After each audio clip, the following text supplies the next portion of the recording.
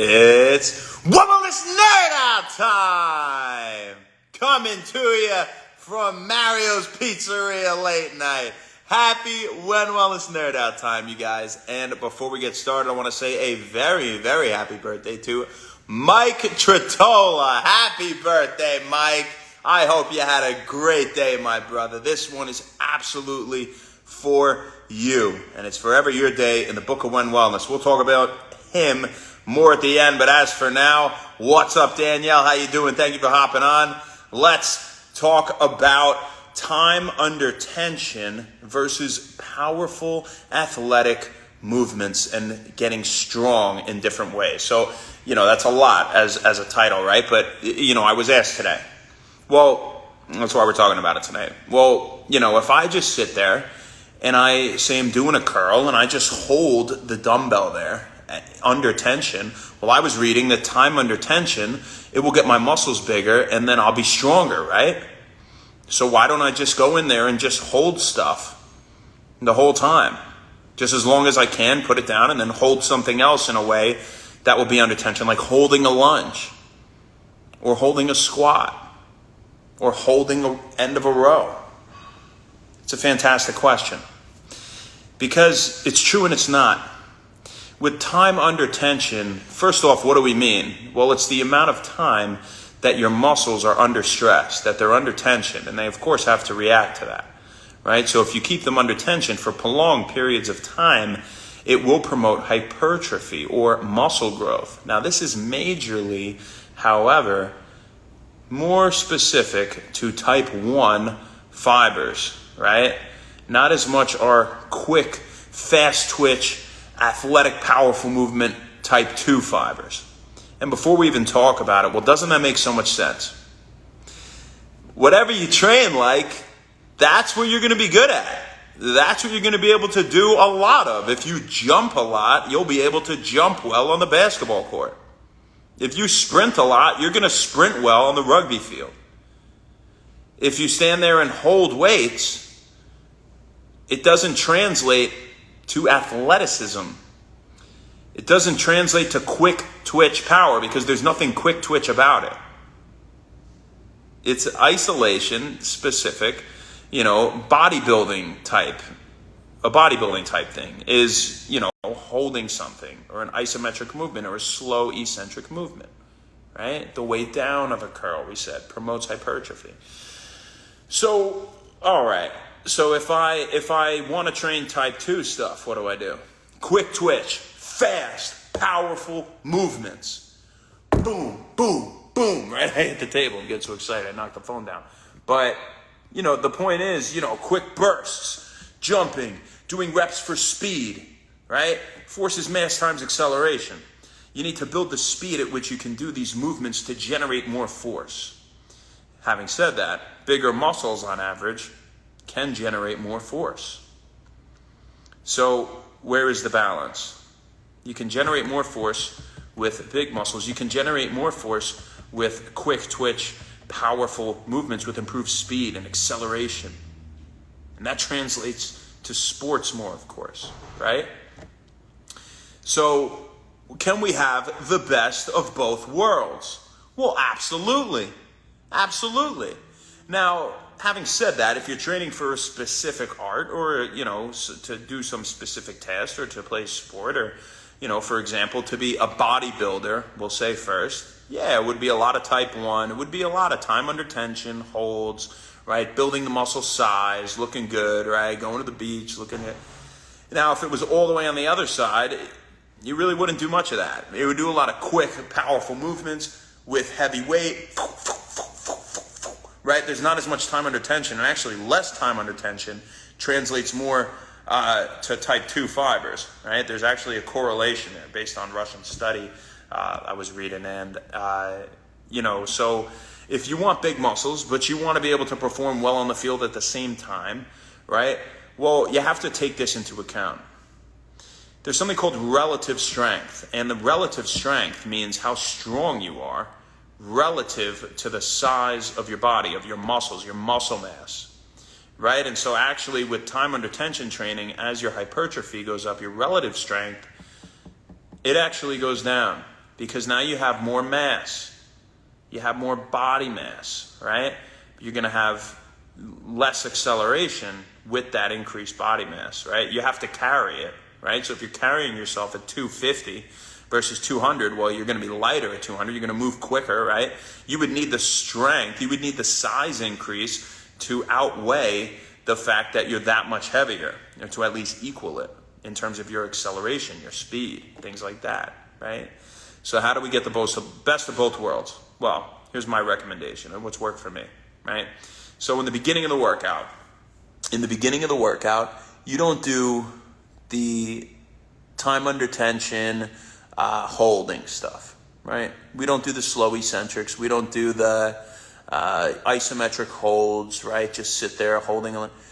You do that at the end of the workout, because if in the beginning you sit there and you hold a dumbbell for for a minute and a half, you're gonna, and there's different time frames on what they say, to maximize time under tension. By the way, that's a whole nother discussion. Maybe we'll talk about that one day. But I think one of the maxes I was reading about was like 120 seconds, like 2 minutes. They don't know exactly how long. There's a lot of debate. You need to have time under tension to maximize hypertrophy. But anyway, that's a whole nother thing. But if in the beginning of the workout you sit there and you're holding that weight, well, your arm's going to be exhausted. When you go to do this, even the second set, and you try to get some reps and you try to get some power, you're going to have a tougher time, and you're going to sacrifice the amount of speed, the amount of power you get with those reps, because you burnt everything out by sitting there and holding the thing in the first round of the first set or the first couple of sets, whatever. So you do that at the end. In the beginning, we're just talking about curls, or we could talk about rows. Whatever. You do them quick. Now, do you go slow back? No. The answer is no. Not in the beginning. It doesn't make sense. To me, it doesn't make sense. You do that at the end. And if you even want, you can go, at the end, you can pull it in, hold it as long as you can, and then let it go as slow as you can on the way back. Barely letting it move. And if you can keep holding it, hold it until failure, until it goes down. Without getting hurt or sacrificing form, of course. To the point where you're not controlling the weight. Right? You always control the weight. Right? So, if in the beginning of the workout, you do the vast majority of your sets, and I would say throughout the workout, with good speed, obviously form too, so that again, you're not getting hurt. It doesn't mean, we've talked about this. You don't sit there strict on the row bench going, no, you can give it a little to get more weight, to get, increase your speed, more power. It translates to athletic, powerful, functional movement. When you're out doing things, do you stand there isolated and go pick up cup? No, you move your body. You move like a human. You go and you pick it up and you whatever. I don't know. You don't go crazy at the same time. Like you can lunge your back out, by doing it. But the point is, right, in the drive home point today is in the beginning of the workout, you go for those quick, fast, powerful movements, train your type 2 fibers, and at the end you train the type 1s with more time under tension, more isolated, isometric, and eccentric, slow eccentric movements. All right? So that's our message of the day. And I hope that clears it up a little bit when we were talking before, brother. I hope you get something out of that. So who do we got on here? Josh, how you doing, man? What's going on? Mikey P, how are you, brother? Good to see you on here, man. Curious Mike and then Mike, how you doing? Sammy, let's go on a roller coaster. I just saw your text. Yeah, we could go on a roller coaster, right? And Caroline, how you doing? Thank you for hopping on, you guys. So before we go, I do want to say happy birthday, Mike Tritola. Happy birthday, man. God, I love you, dude. You're such a great guy. When I think of Mike, when I think of you, I think of playing rugby at Stony Brook. And I think of when I first started. And I was like, wow, this guy knows a lot about rugby.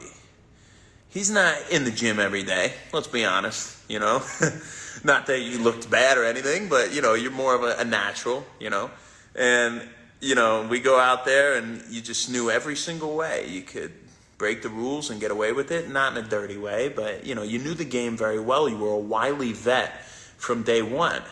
And I looked up to that, and I tried to learn from you.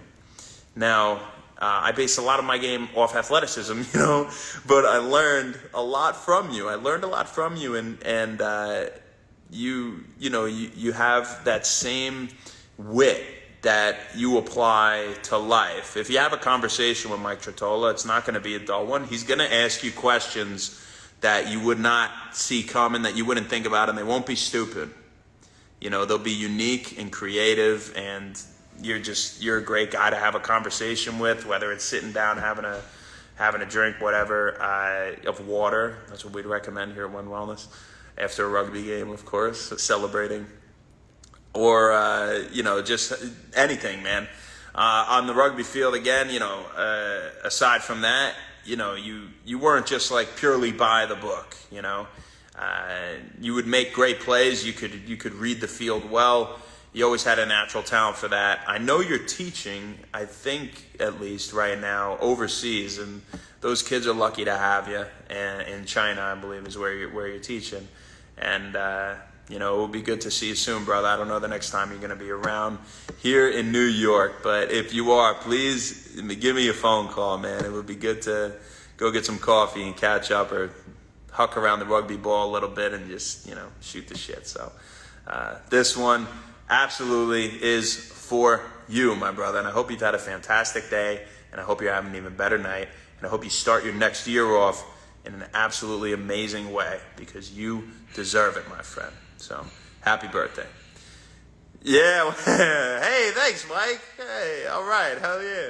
Just trying to put good stuff out there for the people, help everybody just be more independent and improve their own life and their own body and their own mind, and just try to give them some tools to do that, at least to get them to realize that they already have the tools to do that inside of them. They've had it all along. Maybe they just need some information or motivation to get themselves going on it and to realize that, right? That's what When Wellness is about. So thank you guys so much. I'm going to go home. Have a great rest of your night, and happy When Wellness, you guys. Thank you. We'll see you tomorrow.